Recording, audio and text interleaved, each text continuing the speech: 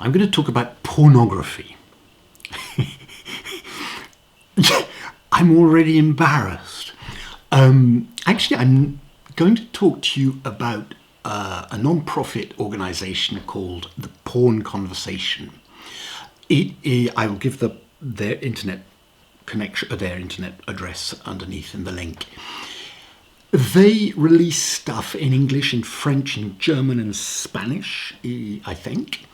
I actually attended a webinar yesterday in French given by two women, a French Canadian and a French woman.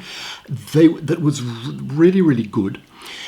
The Porn Conversation is probably destined primarily for parents and for teachers.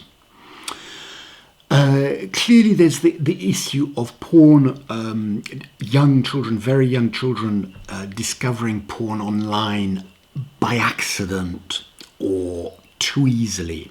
And I think the Porn Conversation is sort of very clear, and I'm very clear about everything must be put into place that will not happen. And apparently, at least they were talking from a French perspective, that quite a lot is being put into place so that is much, much less likely.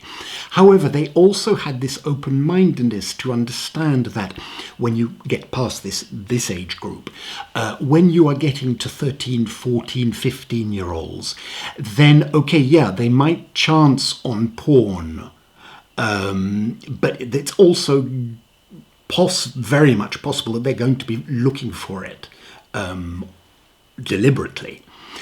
And they come from a perspective of actually that is not bad. That is natural. That is sort of natural adolescent or pre-adolescent curiosity about sexuality. They are lacking, children, sort of 13-year-olds, 14-year-olds, 16-year-olds, are lacking in knowledge, therefore they're seeking for it somewhere. I found their take on things really good. I found it non-judgmental, but I also found it ethical.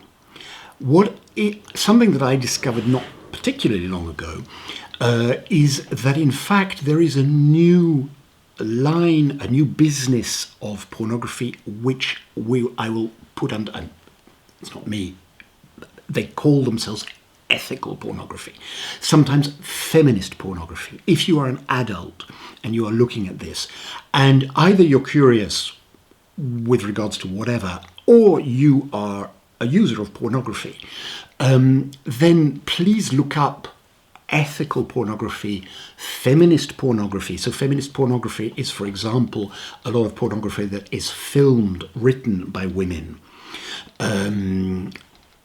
Also, ethical pornography includes all the gay, homosexual, bisexual, queer community, including behind the camera, in front of the camera.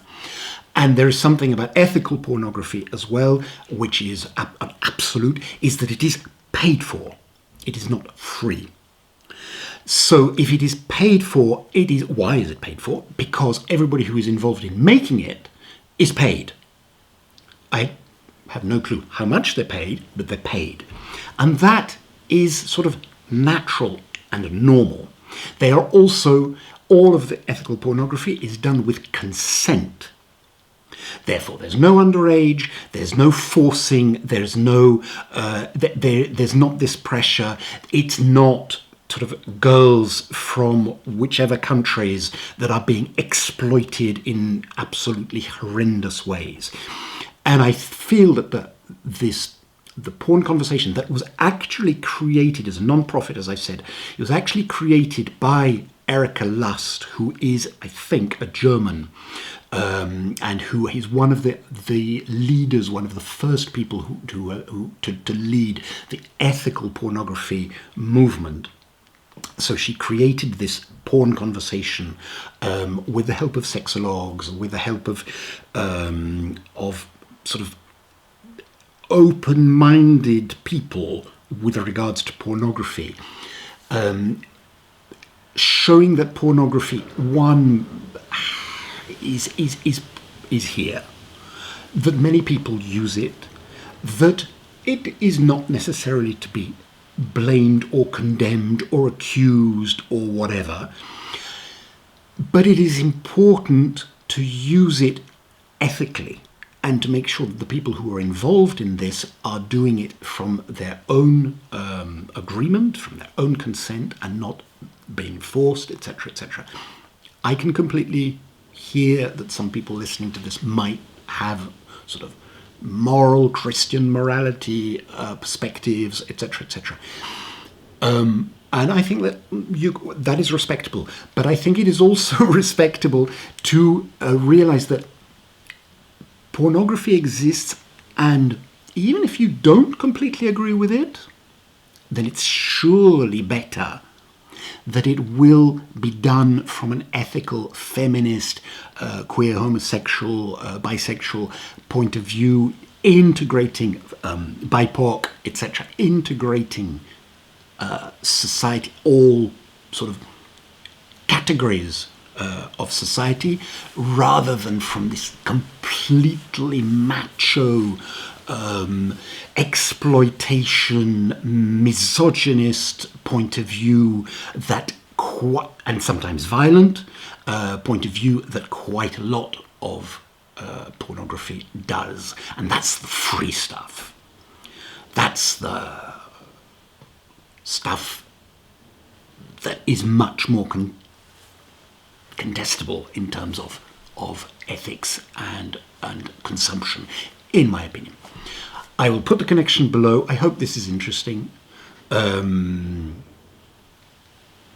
Definitely for parents, definitely for teachers, because there's a lot on for parents and teachers of young children. But I actually think it's interesting for adults as well. Have a good day.